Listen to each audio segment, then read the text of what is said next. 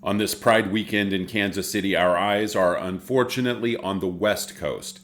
Small-scale protests began Friday in downtown Los Angeles and in the city of Paramount in southern Los Angeles County after federal agents carried out a series of raids on businesses in search of undocumented migrant workers.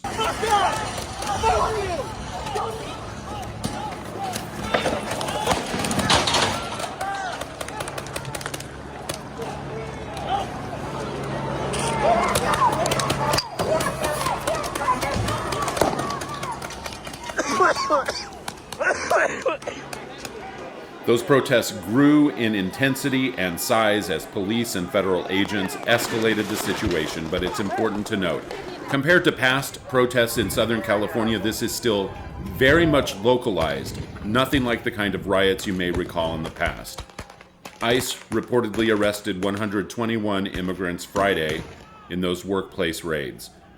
LA police in riot gear staged outside the Geffen Contemporary Art Museum in the Little Tokyo district of Los Angeles, right next to a mural that truly puts this situation in context.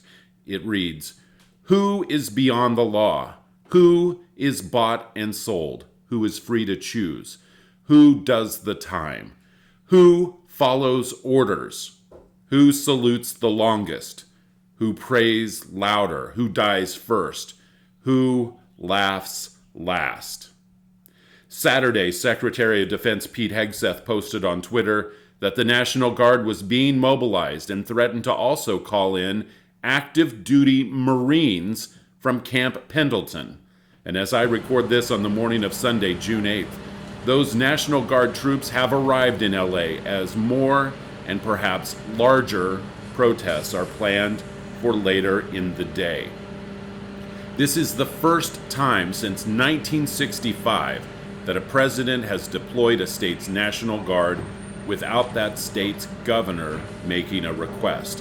In 1965, LBJ ordered the Guard to protect civil rights demonstrators in Alabama. This time the tables are turned. It's the Guard being called in to take away people's rights. As Governor Gavin Newsom responded on Twitter, the deployment of National Guard troops isn't due to a lack of police, but because the White House wants a spectacle. Newsom called the threat to deploy Marines deranged behavior, and he's right about that. Senator Adam Schiff asked protesters to remain peaceful, saying, "There's nothing Trump would like more than to have a violent confrontation to justify the invocation of the Insurrection Act or some other form of martial law." Remember, Hegseth works for the same president who refused to call in the National Guard when a right-wing mob ransacked the Capitol building after he, Donald Trump, worked them into a frenzy. Welcome to the No Kings podcast. I'm Tracy Steele. Shut up and sit down. This is America, there's no kings here!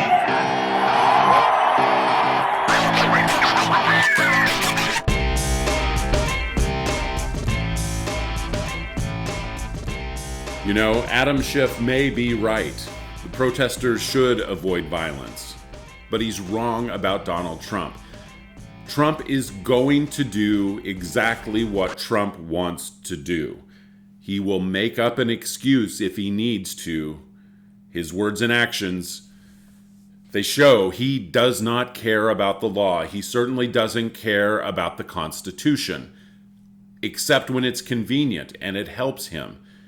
When it's inconvenient, when it's unhelpful, he will ignore the law, and he will certainly ignore the United States Constitution. None of this is about border security. None of this is about targeting criminals who are living in the United States illegally. None of this is about making America safer. These immigration raids in LA and here in the KC Metro are all about consolidating power in the hands of Donald Trump. Everything he has done since Inauguration Day has been about accumulating additional power. The same is true when it comes to the mobilization of troops to respond to largely peaceful protesters. Trump wants to normalize the authoritarian tactics of cracking down on dissent. He's modeling this after the tactics of men like Viktor Orban in Hungary, Vladimir Putin in Russia. He sees them as models to copy. And that is why it is so important. It is vital for us in towns and cities all across America to exercise our constitutional right to assemble, to protest, and to speak. Listen, as long as we have a First Amendment, we have to use it. There's no guarantee we will continue to have it if we don't. If we don't use our right to speak, we will lose it.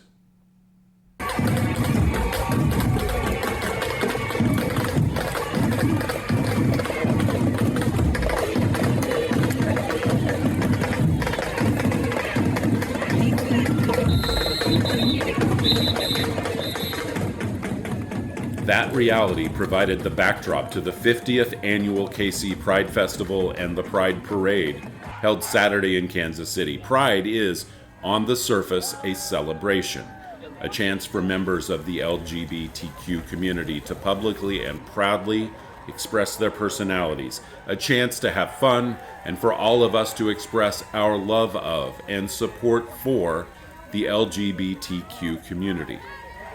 I think this year, the roots of Pride were a little closer to the surface. Pride started as a commemoration of the Stonewall Uprising on June 28, 1969, when the LGBTQ community in New York fought back against the cops after years of violent persecution. The attacks today on the trans community and on diversity and inclusion efforts in general remind us that Stonewall wasn't really that long ago. And there are a lot of people in America, including those in power, who would love to roll back the hard-earned gains won by the LGBTQ community. So pay attention to which political candidates and elected officials showed up to the parade and to the Pride Festival. Do not take them for granted. Next Saturday, June 14th, please make it a point to attend and participate in No King's Day rallies planned all over the country. In Kansas City, the epicenter is Mill Creek Park, across from the plaza. The rally there starts at noon. Even if you don't consider yourself a protest type, even if you don't like crowds or lots of noise, it is important that you push out of your comfort zone. Take part in this one. The bigger the crowd, the more we can show Trump and local Republicans that their policies of hate, their unconstitutional actions, and their attempt to destroy democracy itself will not be tolerated. That it's not just protesters on the coast who are angry. Send a message to them. Send a message to the Supreme Court. Let them know that we are Americans, that we never had and never will have a king. There's no patience in our nation for a dictator. Listen, if you've been watching or listening to this No Kings podcast over the last several weeks, or if you followed any of the other work I've been doing, you know that I believe there's more to resisting the Trump regime than protesting. It takes more than just protests. I'm one of the founding members of a group called Do Something Mo, and it's all about helping our neighbors since Trump is doing so much to harm them. And along the way, I learned about an organization in Gladstone that has been doing that kind of work for years. It's called A Turning Point. They've been operating since 2017, serving the community with a food bank, a wardrobe, an academy that lets people finish their high school coursework and graduate, and otherwise supporting people in need. More than 75,000 people served in 2024 alone. I was honored to be invited for a tour of their facilities by their executive director, Ricky Fulmer. Here's what I learned. So Inglewood Baptist Church still meets here. They have a small congregation, but they gifted us this campus and it's ours. But Inglewood, we are not affiliated with Inglewood Baptist Church in any way. They run the farm that's down on the corner down there. And they are really, really supportive of the work we do. But because their church was dying, they wanted to use it in a way that would help this campus thrive. And never did they ever think that that meant 77,000 people in a year, but they've been incredible supporters of a Turning Point. So this is the academy. We have 4 sessions a week. You don't have to sign up for them because we felt like that was a barrier. You just pop in and you can get tutoring. You can take some packets home with you, but it meets the DESE requirements for the state of Missouri. So these are all of our graduates. We have over 280 at this point. And then we'll have a graduation in June 14th. That'll have nine more folks. And sorry, how many GED graduates did you say you had? So we've had over 280, but it's a high school diploma. It's a high school diploma, not a GED. They don't have to do a full GED program. They just have to make up what they were missing from their high school credits. So folks come in and sign up. Janet will get their transcripts from their high school. We'll look and see what the gap is for them getting their high school diploma, and that's all they have to do. So some folks have 2 credits, some folks have 20, and then we let them walk across the stage with caps and gowns and senior photos. And there's kind of a theme for a lot of the things that you've been talking about that to me can be boiled down to treating people as humans. That's right. We did a town hall every Wednesday leading up to our guest house closing because I didn't want to think that I know what somebody needs as far as an outreach program goes. And every week unprompted, somebody would say, we need you to do it. We need you to keep providing services because you're different. And we would say, tell us what that means. And they would say, then they'd have a hard time just making it that simple. Yeah. But it was that simple. You treat us as humans.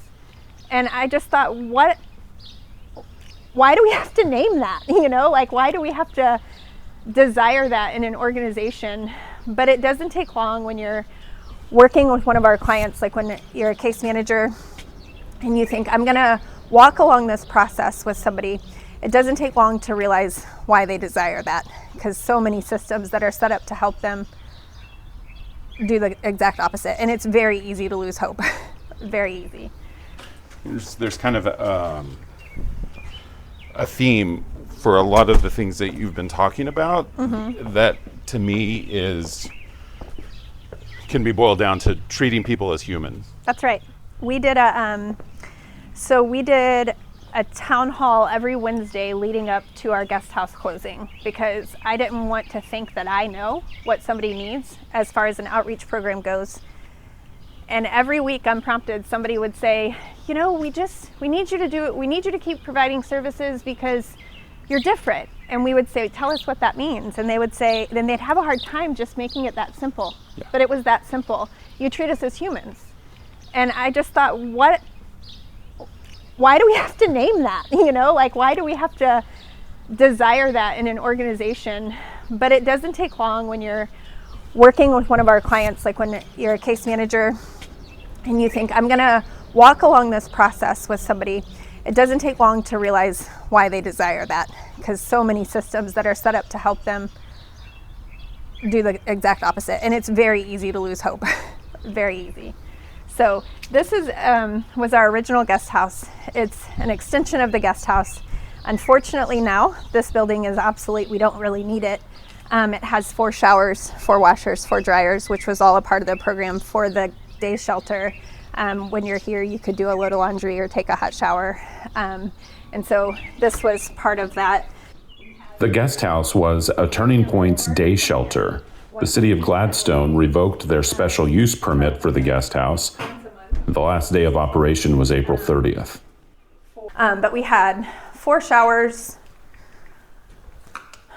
4 washers, 4 dryers. The bathrooms are all back there. So when I started, this was the guest house. And I had a rolling cart that I'd park in front of this fireplace with a laptop. And that's where we did case management services. And it got to be one day we had 70 people in this space. And I went to our ED at the time and I said, we've got to figure something out. And so we made this the shower house and moved our guest house down the hill.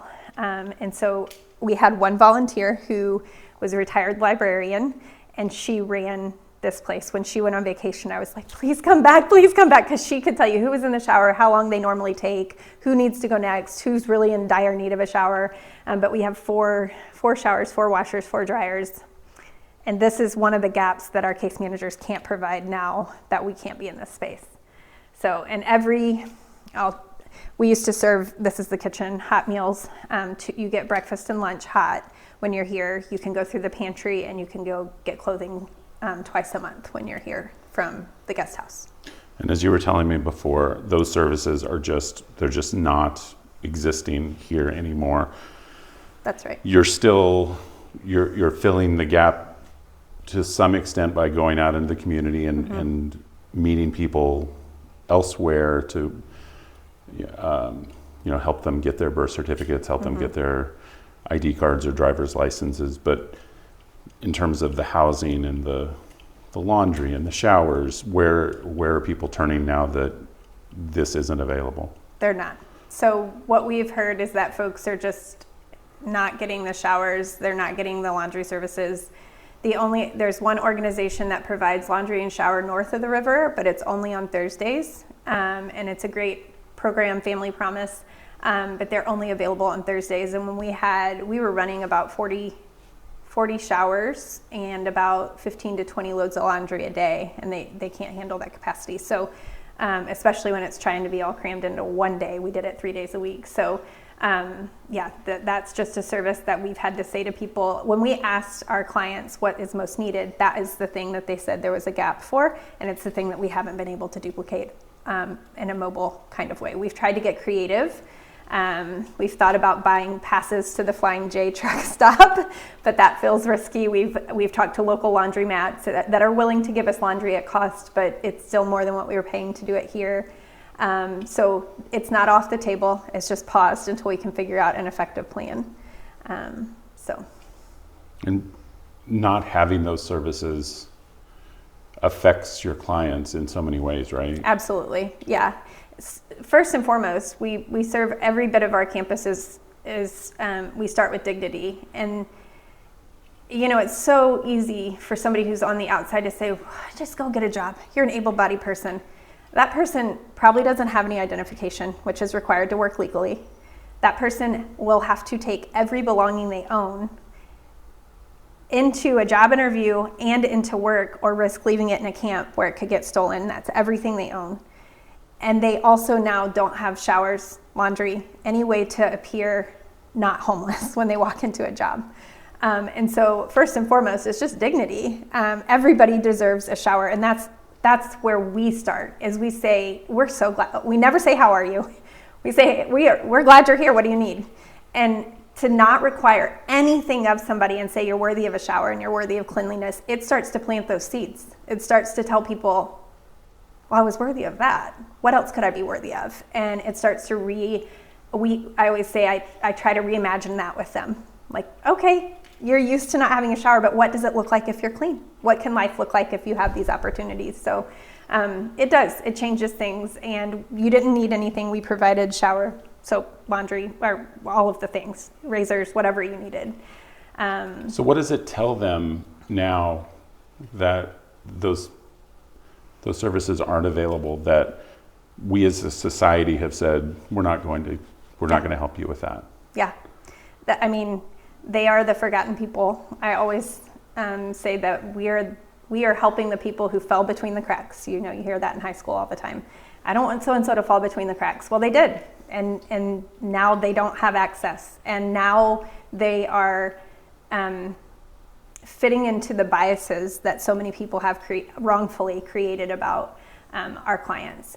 And that is always my challenge to people. Just say hi and see what happens, because our clients are incredible, especially when they feel trust and love and support. Their stories, the fires they have walked through, it is shocking to me that they aren't any worse than they already are. That they have their life makes sense to you once you start to learn about some of the challenges they faced. And once you're down, it is so hard to climb back out, especially when these basic resources aren't available to you anymore. It validates the narrative that they've been told their whole life. And then one of the pillars of outreach is that we will build a strong network of behavioral health resources. That is a huge hurdle that we see, is that folks do not, the percentage is so high for people not having ongoing care for various reasons. And so we're working on collaborating with different organizations so that we can have warm handoffs, and we can work to say, if so-and-so didn't make it to their appointment, we can call somebody and say, hey, just reschedule them. We're not going to hold that against them. These folks, we have a guy yesterday who has a wife that's in a wheelchair, and he missed his housing appointment because he was pushing her from Liberty, there's no buses in Liberty, to get to the housing authority office somewhere else. He was pushing her in the wheelchair, and he missed his appointment. The housing process is a whole nother beast. Everybody's like, oh, vouchers. It's a mess. And Jen is one of our case managers. She made it a point to walk through the housing process with 2 of our clients just to learn. And both of the clients that got vouchers, we took them to the housing authority for their first meeting, and both of them just unofficially had a panic attack over the process and the number of people and the wait and all the things. One of them made it through the meeting and still is just kind of on hold. That's all of our cold weather gear. Those big bags have sleeping bags in them.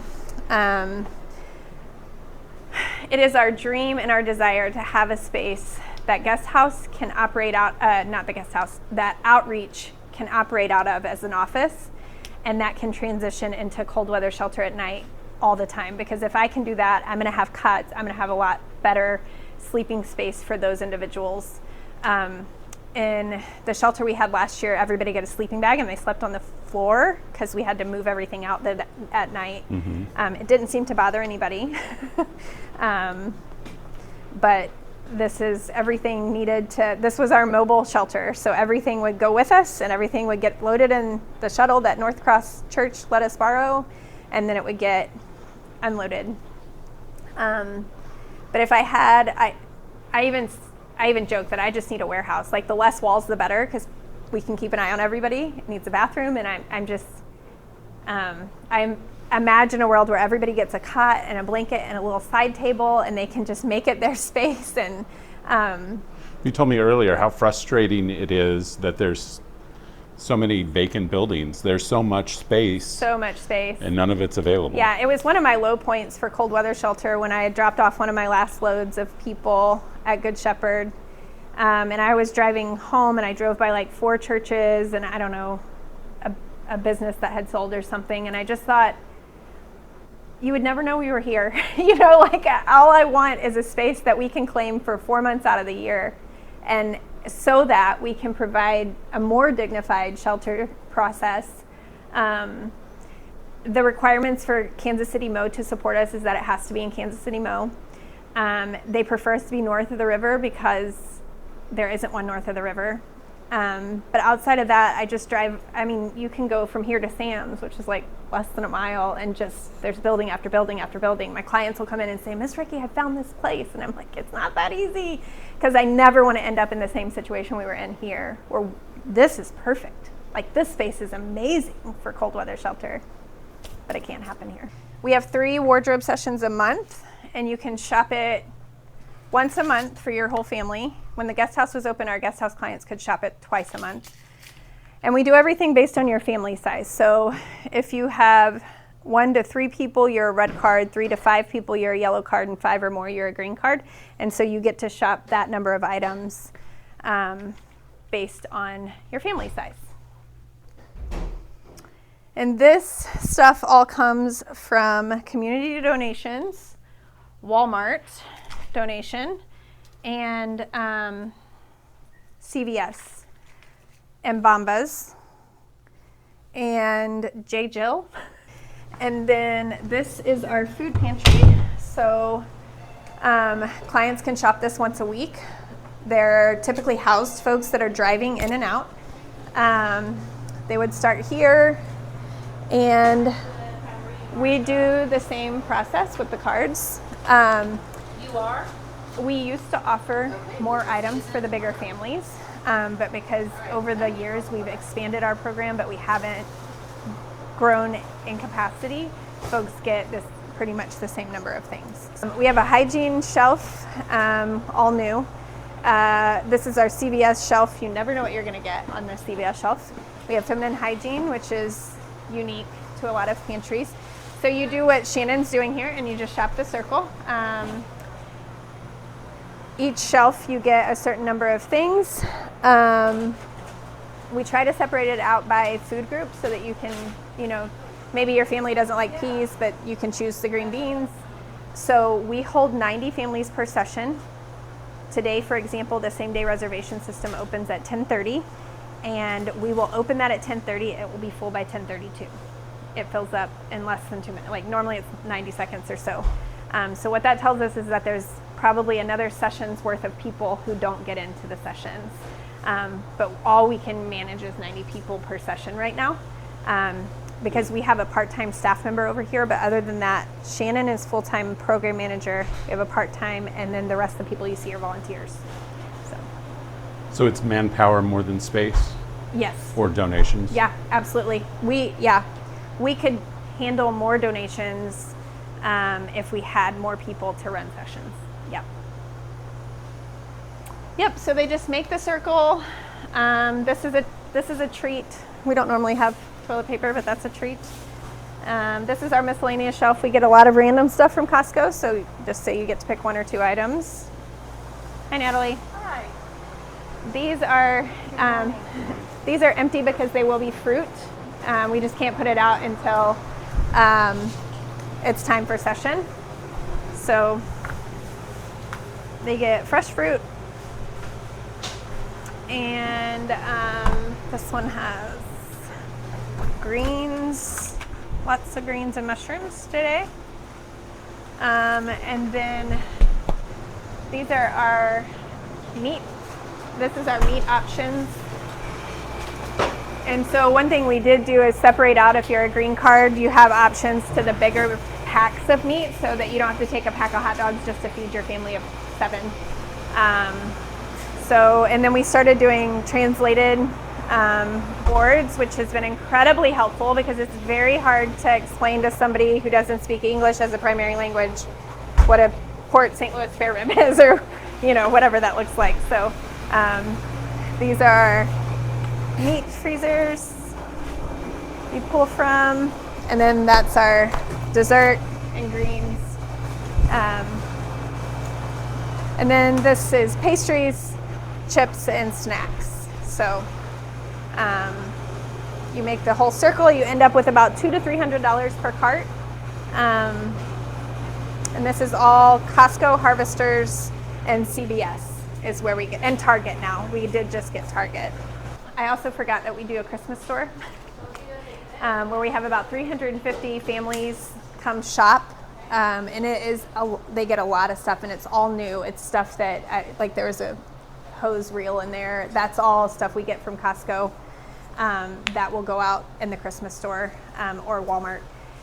And then we also do a back to school backpack program where we get school supplies from CVS and we store them all year, and we fill backpacks with, like 2 notebooks, pack of pencils, pack of markers. And you can come pick up a backpack for your kid. We do about 300 to 400 backpacks, and we do about 350 families for Christmas. So we are trying to grow our Spanish-speaking population, and Arabic-speaking is growing, and it is a really great barrier breaker to have somebody volunteering for pantry sessions or wardrobe sessions who speaks their language. Just like the relief on their face whenever they show up and there's somebody who can talk to them. So we are always looking for multilingual volunteers. And all that is an hour and a half commitment to walk with people through the pantry when they don't speak English. We run on about 300 volunteers hours a week. And so that is the other piece is there's always, I always say, if you want to talk to clients, if you don't want to talk to clients, if you want to move things, if you don't want to move, there's always things that can be done. Box truck driving, all kinds of stuff. So, and then we are also always looking for people who have skills. You know, one of our staff is about to seal something on our roof today. And this campus is a lot to keep up. So we're always looking for folks who, we have lots of people who will tell us they're interested in doing work, and then we just don't hear from them again. But you know, preventative maintenance goes a long way on a campus like this, so we're always looking for folks to do that as well. And then cold weather shelter is another huge volunteer opportunity. We try to feed everybody a good hot meal. Yeah, there's just always something to be done. So you have so much on your plate. And I know that you will tell me that, well, it's not just me, you know, it's the entire staff, it's all our volunteers. But when you hit frustrations like what happened with your guest house program, how do you get through that? How do you push through? So I see it as an educational opportunity if I can maintain those relationships with people. I was able to stand out here, hopefully I can say all this without crying, but the day we closed, we had 70 people lined up waiting to come in. And I was able to say to them, someday this didn't exist. Like there was a day where this didn't exist. And then all of a sudden you learned about this resource that was amazing. And you felt safe and secure for the first time. And these doors are closing and this isn't it. This isn't it. And I hope someday I can go back to the neighbors who took the time to come to the city council meetings that don't understand the challenges we face and say, we know what works. Just give us the time and space and we know what works. That I can show the city of Gladstone someday that with or without support, we're gonna do what we need to do. So those challenges and those frustrations are just a part of the work we do. Not one of the complaints we got from a neighbor was about a client who he will never forget your name. He will always tell you happy holidays when he sees you because he doesn't really know what day it is, but he is so happy to see you. And my challenge to people is let me just show you how this can be okay. One of the things that we like to do with outreach is be in community with our clients and public to set an example and a precedent that these folks they just look different and maybe their life looked a little different, but this is okay. It does not have to be terrifying and scary and all the things that we've labeled it as. So my frustration turns into fuel, and I've done this, I've been a social worker for 17 years. I know not everybody understands what I do, and my ask is that they can just get out of the way and let me do it. So that's what I do with my frustration. I spend plenty of time sitting in it, and then it's time to get to work. A Turning Point is located at 1900 Northeast Inglewood Road in Gladstone. Their website is aturningpointkc.org. That's where clients can register and begin the process of getting help by clicking on the services link.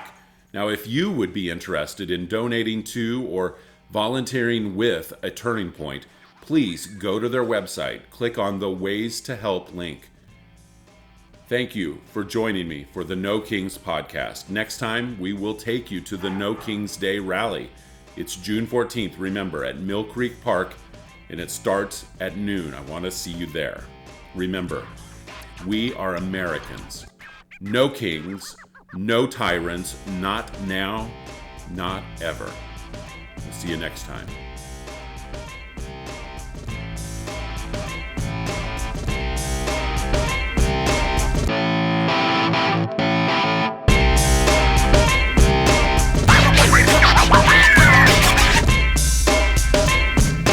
Romantic, isn't it?